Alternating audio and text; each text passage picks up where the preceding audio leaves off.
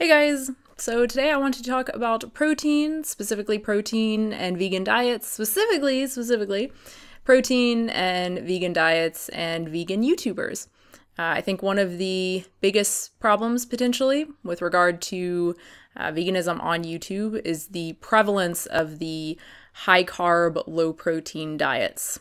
And the biggest problem with this movement, I think one of the biggest problems, is the prevalence of the myth that as long as you get enough calories, you don't need to worry about protein. You will meet your protein needs as long as you get enough calories. I've even heard, and you may have heard, the claim that, hey, as long as you eat enough rice, even rice will give you enough protein. While it's true that the overall amount of protein that a day's worth of rice would provide isn't terrible, about 47 grams of protein per 2,000 calories, it's still lacking in one key nutrient, one key amino acid, lysine. Let's just cut to the chase. The RDA for lysine is more important than for protein. If you meet lysine requirements on a vegan diet, you will most likely meet protein requirements. This is because if you are not including certain plant foods in your diet, in your vegan diet, it's very unlikely that you're going to meet your lysine needs. And going back to overall protein, again, while 47 grams isn't terrible, at least for a female, it likely isn't ideal either. Vegans may need a little extra protein because proteins in whole plant foods don't seem to be as well digested as those from animal foods. It's a small difference though. Based on the current RDAs, a 140-pound omnivore would need about 54 grams of protein, while a vegan would require 60 grams. Possibly even a bit more than that. There is evidence that erring on the side of more protein, 1 to 1.1 grams of protein per kilogram of healthy body weight per day for adults, is a good idea, and especially for people 60 years and older. So for a 140-pound vegan, that would mean 64 to 70 grams of protein per day. Of course, no vegan is eating only brown rice. That's pretty silly. But it does seem to be the case that at least some, possibly many, vegans are not getting enough lysine. They aren't focusing enough on high lysine foods, or just not getting enough overall protein in general. I've been watching a lot of What I Ate Today videos from fellow vegan YouTubers, and I have seen this trend of not getting enough overall protein, not getting enough lysine in almost all of them.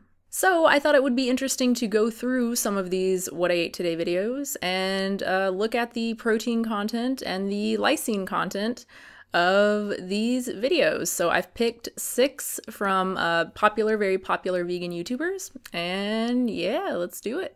Before I do that, I want to make it clear that my intent here is not to chastise anyone or make anyone feel bad about their food choices. It's merely to educate. Like I said, the videos of the vegan YouTubers, the YouTubers that I'm going to be looking at, they all have a lot of followers, a lot of people watching them. And the idea that some people could be watching them and learning how to go vegan by watching their videos and following what they're eating and doing a similar type of diet, that's a problem.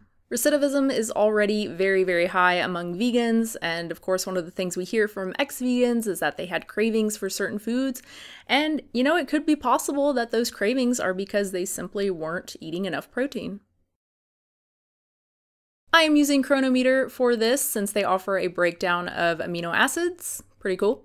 Protein requirement, of course, depends on weight, specifically ideal body weight. And unfortunately, I don't know the weight of any of these lovely ladies. So I will be using my own figure. I'm going by the calculator that is at Jack Norris's awesome website, veganhealth.org, as part of the protein article that he has. So using that calculator, my height is 5 feet 4 inches, 64 inches, which brings my ideal weight to 128 pounds, again, based on the calculator. So overall, my overall recommended protein comes to 47 grams per day, and lysine comes to 2,209 milligrams or 2.2 grams per day. But again, 47 grams is just for the basic RDA, not for the vegan. Again, for vegans, it's probably a good idea to aim a bit higher. So 1 to 1.1. So I'm going to go with the 1 gram per kilogram of body weight. So again, ideal 128 pounds for me, which would be 58 kilograms, which would mean 58 grams of protein per day. So the final recommendations that I'm using, again, for all of these ladies, is for total overall protein is 58 grams per day, and for lysine is 2.2 grams per day. So first up, we have Essena O'Neill. Essena, I think? I don't know. It's a very pretty name, if that's what it is. Maybe it's more pretty if I could... Prettier if I could say it correctly. So what she ate for breakfast, she had 5 bananas. Then for lunch, she had this sushi bowl salad, which looked pretty delicious. A ton of rice and cabbage and greens and bell pepper and avocado and tamari. And then for dinner, she had baked regular white potatoes and sweet potatoes with coconut oil and some spices, along with some green beans and mushrooms cooked in coconut oil. So I used her caloric breakdown that she included at the end of her video, which came out to just under 2,000 calories, plugged it into Chronometer, and she barely meets the basic RDA protein requirement, barely the 47 grams per day, which again, ideally, for someone like me, you're looking at like 58 grams. She also just meets the lysine requirement, again, for someone like me, but even if she were, say, 120 pounds or something, quite a bit lighter, she would still need about 2 grams, and this diet doesn't really offer that much more than that. So one change that she could make that would significantly bump up her overall protein as well as her lysine, just replacing half of the rice with 1 cup of cooked lentils would give the same amount of calories, but would boost the protein up to 60 grams and lysine up to 3.3 grams. Next we have Kalel, like a Superman, Kalel? I don't know, that's like such an awesome name. So she had this awesome looking breakfast, quinoa and oatmeal, Trader Joe's, with blueberries and Ezekiel bread with almond butter and banana. Then for a snack, she had 4 kiwis. Then for lunch, she had this yummy looking wrap with hummus and avocado and tomato and cucumber and greens. And then for dinner, she had this really awesome looking mac and cheese, macaroni, with it looked like refined semolina pasta to me. It didn't look like wheat. And the dressing was this cashew-based nutritional yeast red pepper dressing that just looked so awesome. And she also sauteed some mushrooms and caramelized some onion to go with that as well. And then for dessert, she had a banana berry little ice cream thing. You know, you blend up bananas and berries, and yeah, it's super tasty. Oh, and she put some cacao nibs on that, which also looked very delicious. So she got enough protein overall, 52 grams. Again, if we are just going by the basic RDA, by the vegan one, at least one, not so great. And she did not get enough lysine. So this is the kind of perfect example of what I was talking about before with regards to rice, that you could possibly get enough protein with rice, but still be low on lysine. This is the perfect example of that. So what could she possibly do to improve this? Well, just by replacing the kiwi snack with 1/2 of a cup of cooked chickpeas. So maybe, I don't know, you could roast them or something. That'd be awesome.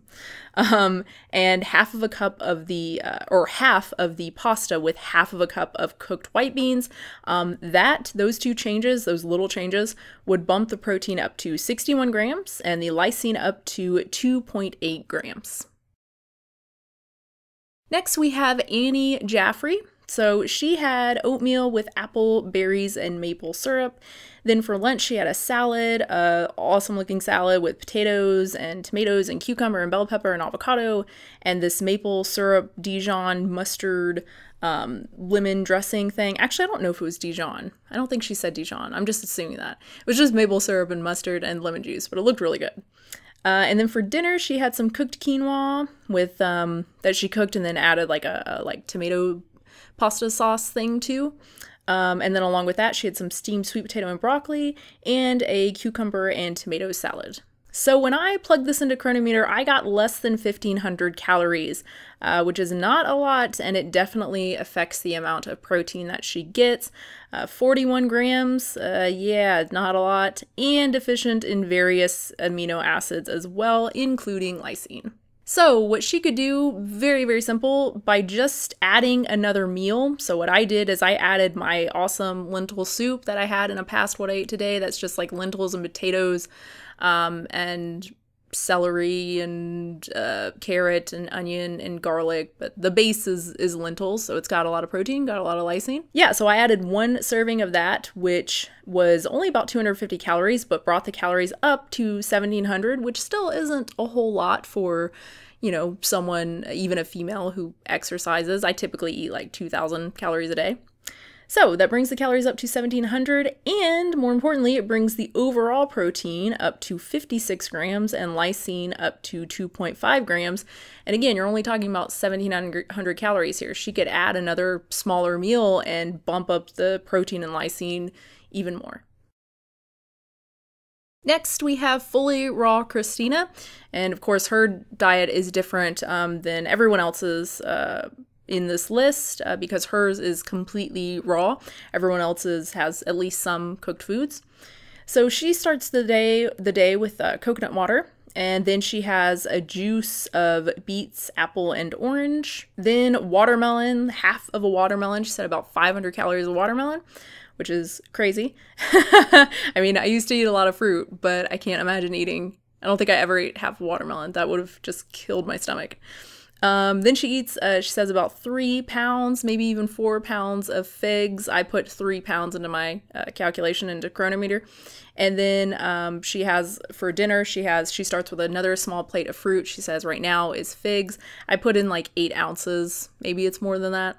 And then a huge salad of cabbage and bell pepper and greens, tomato and avocado and flax crackers. The avocado is part of like what do you call it? A lime avocado cilantro kind of dressing. So this day came out over 2,000 calories, about 2,300 calories, and yet it's lacking in overall protein and other essential amino acids. Lysine, she just barely gets enough lysine actually because of all the watermelon. Apparently watermelon is a good source of lysine if you eat half of a watermelon. If you eat 500 calories of watermelon, you'll meet like half of your lysine needs. So no, watermelon is not, it's not a good source of lysine. So what could Kristina do to improve her diet to get more protein and to meet her other essential amino acid needs?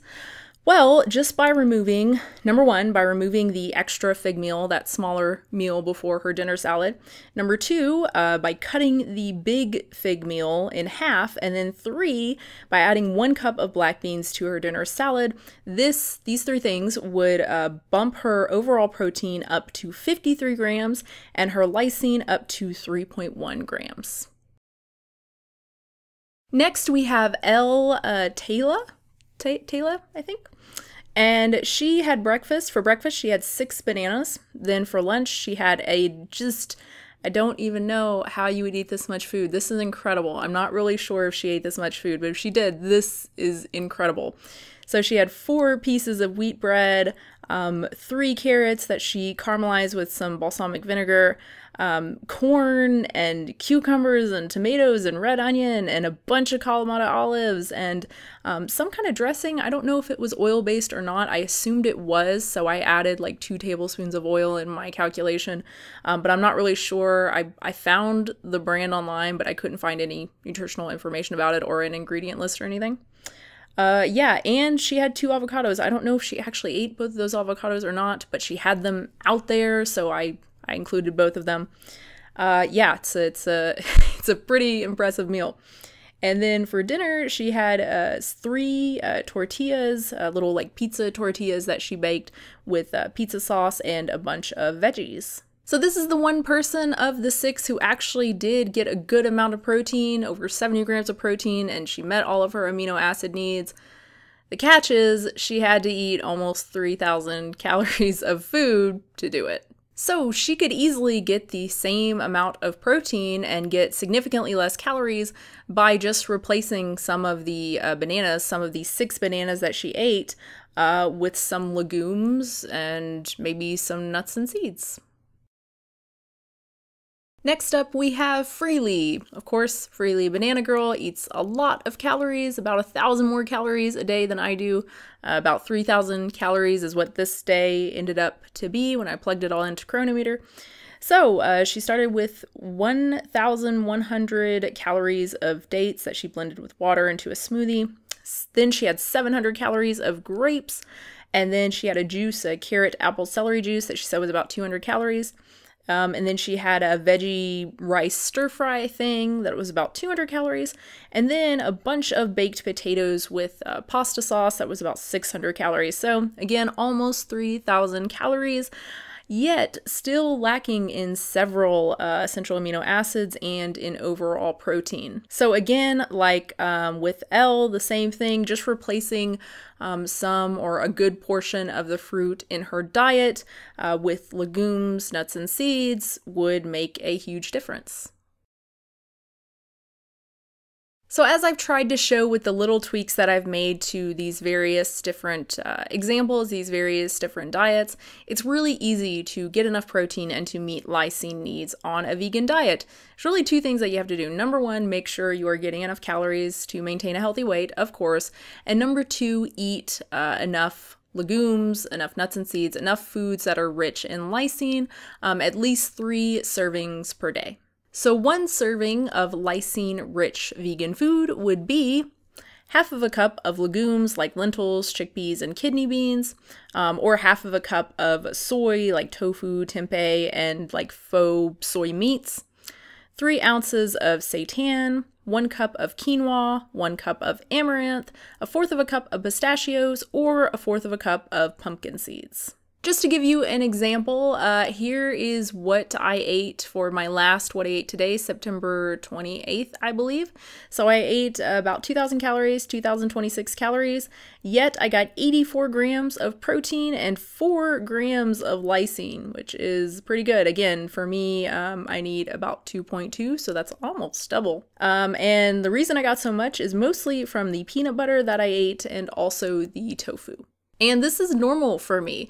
I always track every what I ate today video that I do. I plug that into Chronometer, and on average, I get about 80 grams and around the 4 gram mark for lysine.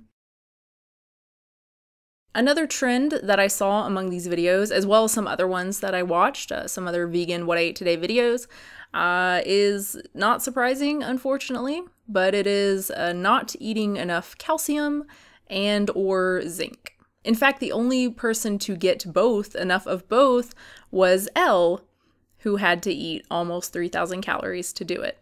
The good news is that just by making sure you're getting enough protein and lysine, so, making sure that you're eating enough legumes and nuts and seeds, this will very likely ensure that you are getting enough zinc, since these foods are also good sources of zinc.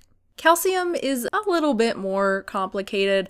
I highly recommend checking out Jenny Messina, the Vegan RD, checking out her nutrition primer on calcium at theveganrd.com. I will have the link in the description. Since calcium is the one area of my diet that I can very easily lack in, I prefer to just make it easy on myself and consume half of a cup to 1 full cup of calcium fortified almond milk every day, and that helps to make sure that I get at least 1,000 milligrams of calcium per day.